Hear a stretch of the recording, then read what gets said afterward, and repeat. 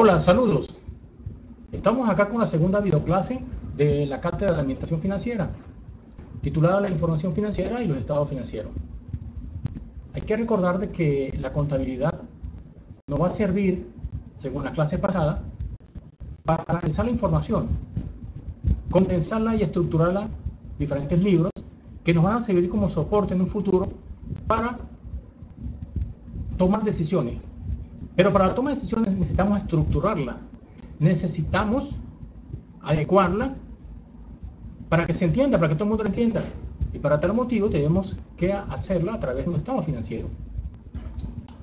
La información financiera se puede definir como el conjunto de datos presentados de manera ordenada y sistemática, cuya magnitud es medida y expresada en términos de dinero, que describen la situación financiera, los resultados de las operaciones y otros aspectos relacionados con la obtención y el uso del dinero. ¿Qué quiere decir esto? Que una vez que hagamos de las transacciones mercantiles, comerciales, los asientos respectivos, esa información en un futuro nos va a servir para hacer unos instrumentos. Esos instrumentos condensan toda la información pertinente a cada momento en que se da cada operación o cada operación. Se dice que es manera ordenada y sistemática porque debemos hacerlo a medida que se estén dando esos actos de comercios, esas operaciones mercantiles o transacciones mercantiles, compra, venta, adquisición, desembolso, cualquier operación que tenga que ver con la parte normal de desarrollo, de funcionamiento de la empresa, debe ser contabilizado. Para tal fin se designa lo que es la cuenta.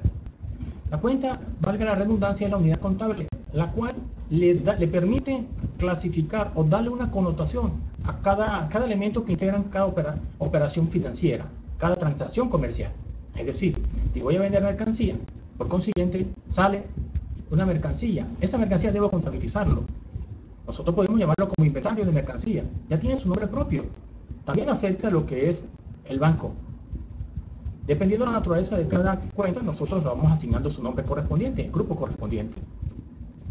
Dice que es información que produce la contabilidad indispensable para la administración y el desarrollo de la empresa. Por lo tanto, es procesada y concentrada para el uso de la gerencia y personas que trabajan en la empresa. ¿Por qué concentrada? Una vez que le damos la connotación o el nombre a cada cuenta, nosotros lo ubicamos en grupos y dependiendo cómo es el comportamiento de cada grupo, pues hacemos los estados financieros correspondientes. Esos estados financieros podemos definirlos como principales, básicos, principales y accesorios. Para mí lo más importante son los estados de resultado y el balance general. El estado de resultado, también llamado estado de ganancias y pérdidas. Este estado financiero se le realiza cada año, una vez que termina el ejercicio contable o periodo económico, que no es otra cosa que el movimiento ininterrumpido, las operaciones ininterrumpidas de la empresa a través de 12 meses. El estado de situación financiera me va a indicar a mí cómo es la apreciación que se tiene en cuanto a la empresa, en sus activos, en sus pasivos y el capital. Se dice que es una situación financiera porque es como una fotografía que se toma al final de cada año. Recordando que no siempre se compra activos y se obtienen préstamos bancarios. Eso es muy pocas las veces. A diferencia de los estados de resultados, el estado de resultados es un estado financiero dinámico, ya que eso a medida que pasa el tiempo se va registrando. Hay un ciclo donde se compra, se vende y por eso el dinamismo que se le da a esas cuentas o a ese estado financiero. El estado de situación financiera es como simplemente una fotografía que solamente se va a ver al final de cada año. Por otra parte, tenemos el balance de comprobación o balanza de comprobación. Tenemos el movimiento del efectivo o cash flow. Cash significa efectivo, flow, movimiento del efectivo. Por último, tenemos el estado del movimiento del patrimonio o movimiento del capital, lo cual me va a reflejar a mí cómo es que se manejan los aportes por los socios, las utilidades retenidas, las variaciones correspondientes a cada año. Estos estados financieros, en el caso del estado de resultado y el estado de situación financiera o balance general, se hace cada año. El balance de comprobación, el movimiento de efectivo, el estado de movimiento de patrimonio, lo puede solicitar los directivos, los dueños de la empresa o su jefe cuando ellos lo crean conveniente. Vamos a desarrollar cada uno por separado, pero sin antes tener que definir cómo es que se estructura, cómo es que se hace un estado financiero. El estado financiero tiene tres partes, que es el encabezado, el cuerpo y el pie. Del encabezado tenemos, ¿sí?, el encabezado, la parte de arriba, el nombre de la empresa, el estado financiero que estamos realizando, la fecha en que se realiza y ¿Cómo se expresa? Si es en bolívares, si es en dólares, en pesos. La moneda a la cual circula al país donde usted está elaborando el estado financiero. El cuerpo contiene todas las diferentes cuentas que estructuran el estado financiero como tal. Y en el pie, ahí va a estar la firma de las personas encargadas en realizar y evaluar dicho estado financiero. La responsabilidad recae en quien elabora el estado financiero. Vamos a comenzar a desarrollar lo que es el estado de resultados. Todo esto se hace con esa información detallada, organizada, procesada, de forma sistemática, de forma cronológica, que se hace a través de la contabilidad. Para yo hacer el estado de resultados debo definir que existen elementos que lo integran, dos grupos, el de los egresos y el de ingresos, tomando en cuenta los ingresos, todas las entradas de dinero que posee la empresa, y los ingresos, la salida de dinero que posee la empresa. A veces los ingresos no solamente son salidas, son pérdidas. Cuando uno vende por debajo de un precio algo que tiene, cuando uno incurre en algunos costos, no solamente tiene carácter de salida de dinero, también tiene carácter de pérdida. Si hablamos de los ingresos, decíamos que es la entrada de dinero. Tenemos ordinarios o ventas. Los ordinarios, ¿por qué? Porque es lo que normalmente se hace en las empresas. Si la empresa siempre es comercial, se dedica a la compra y venta de mercancía, su ingreso ordinario sería por concepto de las ventas, de vender su mercancía. Tenemos los ingresos financieros, cuando usted coloca dinero a plazo fijo o en otras colocaciones bancarias, comprar bonos, qué sé yo, son cuestiones financieras, ¿sí? O intereses de mora que le cobran algún proveedor. Tenemos otros intereses, otros ingresos, perdón, obtenidos por actividades que no propias de la empresa. Por ejemplo, si yo tengo una maquinaria, propiedad, planta y equipo, y yo la deseo venderla y la vendo por encima del valor según libro, automáticamente me genera una ganancia, una utilidad en venta de activos. Nada tiene que ver con la venta de mis inventarios, por lo tanto, lo considero como otros ingresos. Por otro lado, tenemos los egresos o salidas. Cuando hablamos de ingresos, hablamos de gastos. Por eso decimos que el estado de resultados también se llama estado de ganancias y pérdidas, o sea, ingresos y egresos. Aquí vamos a hablar de lo que son costos y lo que son gastos. Pero también debemos comenzar definiendo o puntualizando lo que puede ser un gasto a un costo. El gasto es una erogación, un desembolso grande, cuantioso, ¿sí? que hace la empresa. Un ejemplo claro para definir lo que es un costo y un gasto es que si yo me encargo de producir ropa, prenda de vestir, un pantalón, por decir algo, compro un rollo de tela, yo le digo de 200 metros, 100 metros, pero para yo hacer un pantalón solamente requiero de 1 metro. Entonces, esa pequeña porción de esa tela, esa pequeña porción de ese gasto es lo que me define a mí el costo, ¿sí? Es la parte correspondiente al costo en cuanto a la tela que voy a invertir en mi pantalón. Entonces, dicho de otra manera, el costo no es otra cosa que la porción de un gasto. Aquí en el egreso también tenemos los gastos normales, gastos operativos, gastos de funcionamiento, pero también tenemos otros gastos. Puede ser el caso contrario. Si nosotros vendemos un activo por debajo del valor según libro, tenemos una pérdida. Esa pérdida en venta del activo podría utilizarse como otros ingresos, perdón, otros ingresos, ya que no son gastos normales por el funcionamiento o la operacionalización de la empresa. Seguidamente tenemos el otro estado de resultados llamado balance general. Pero sin antes, vamos a ver cómo podría ser un ejemplo de un balance y pérdida, un estado de resultados. Aquí tenemos uno muy práctico. Tenemos el encabezamiento. Lo presentan de una manera diferente. Eso va a depender cómo se la información o cómo la política que tenga la empresa de presentar su estado financiero. Uno tiene que bailar al son que le toque. Tenemos el encabezamiento, dice el esfuerzo nacional, que es la empresa, el nombre de la empresa.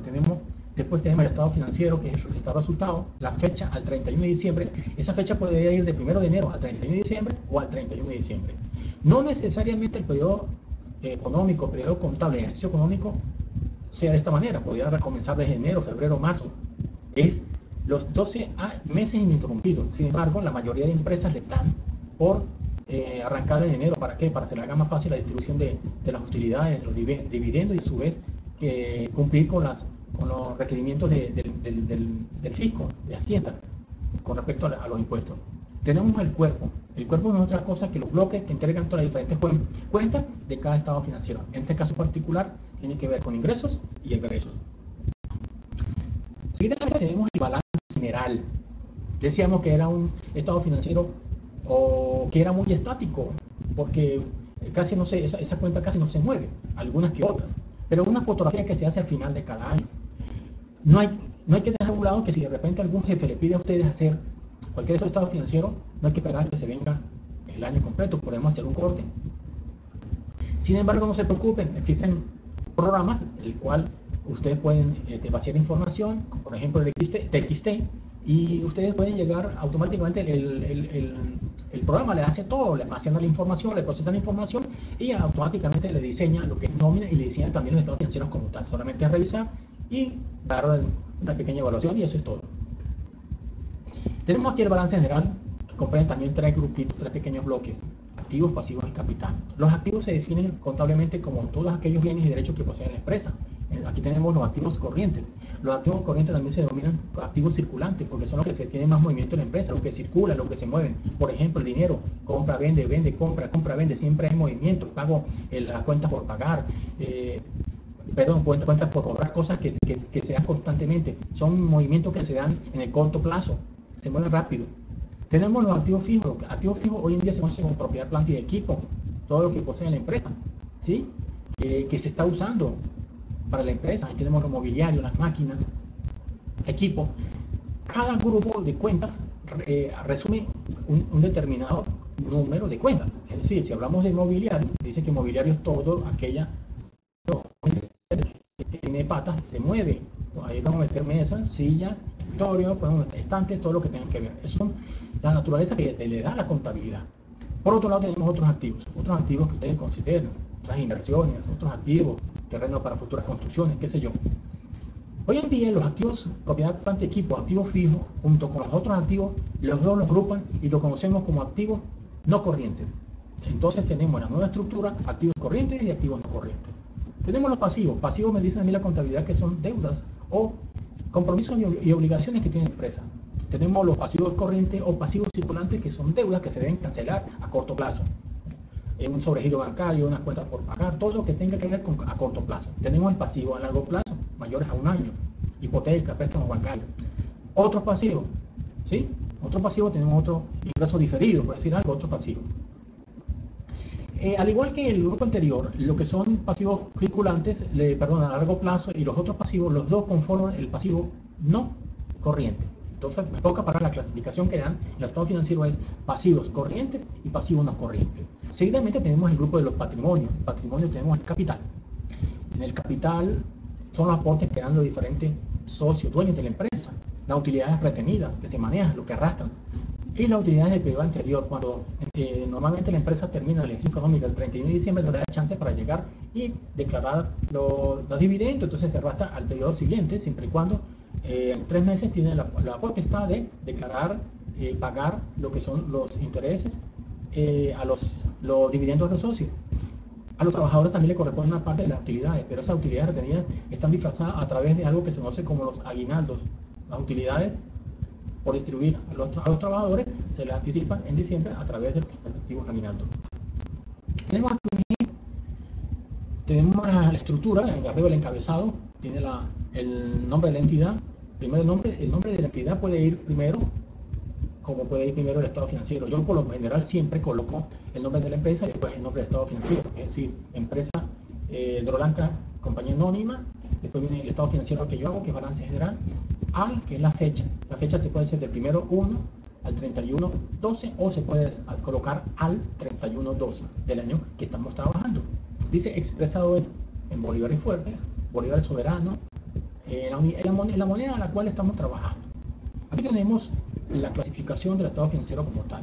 El activo corriente lo conforma el activo circulante. Después totalizamos el total activo corriente. Tenemos el activo no corriente que dijimos que era propiedad, planta y equipo, y los otros activos y otras cuentas que contribuyen a ser activos no circulantes. Sumamos el total activo. Por otra parte tenemos el pasivo corriente. Sumamos el pasivo corriente, que es el pasivo circulante, que se da las deudas a corto plazo. Tenemos el pasivo no corriente, tenemos el pasivo a largo plazo y los otros pasivos. Sumamos los pasivos, el total de pasivos. Tenemos el patrimonio, que es el capital, todas las cuentas que influyen en el capital, y tenemos total pasivo y patrimonio. ¿Por qué se hace total pasivo y patrimonio?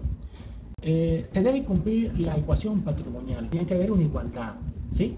¿Qué significa esto? Que según la contabilidad se cumple esa ecuación, que dice que activo tiene que ser igual a pasivo más capital. Sumamos todos los activos y sumamos aparte el pasivo más capital. Necesariamente tiene que dar el activo igual que el pasivo más capital. Si no, estamos elaborando mal el estado financiero.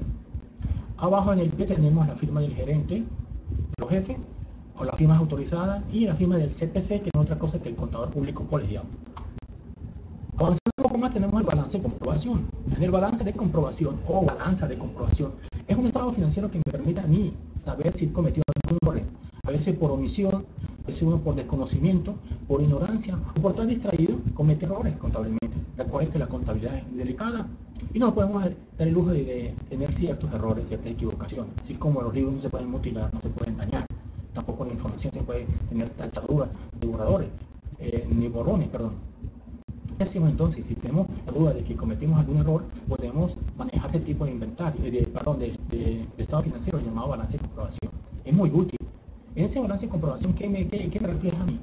Todos los diferentes movimientos que yo hice en el lapso que yo tenga comprendido hacer el estado financiero. Puede ser un mes, 2 meses, 15 días, 8 días, 6 meses, un año, lo que yo crea conveniente realizar. ¿Sí? Bueno, por otro lado,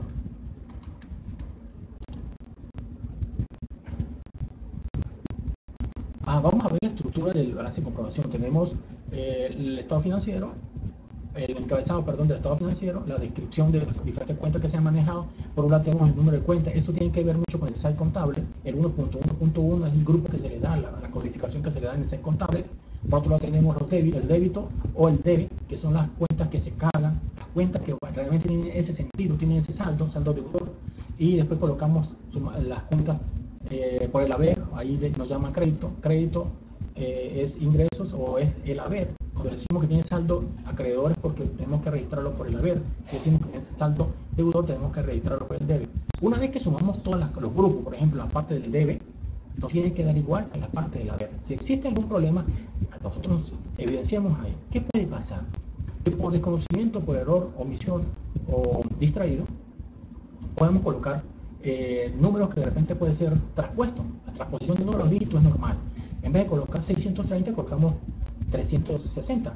Creemos que la mente nos juega una mala pasada y creemos que estamos copiando bien, resulta que tenemos problemas ahí. Colocamos de repente 1000 en vez de 1.000.000 o 10.000, o un simple cero, cosas así por el estilo. Eso se ve justamente acá. Si hay algo de diferencia, nosotros nos sirve para llegar e ir a los libros de nuevo, todo lo que estamos haciendo, y ahí sale realmente el error que tenemos. Es muy importante este estado financiero. Seguimos acá con el cash flow o movimiento de efectivo. Cash significa efectivo, flow movimiento.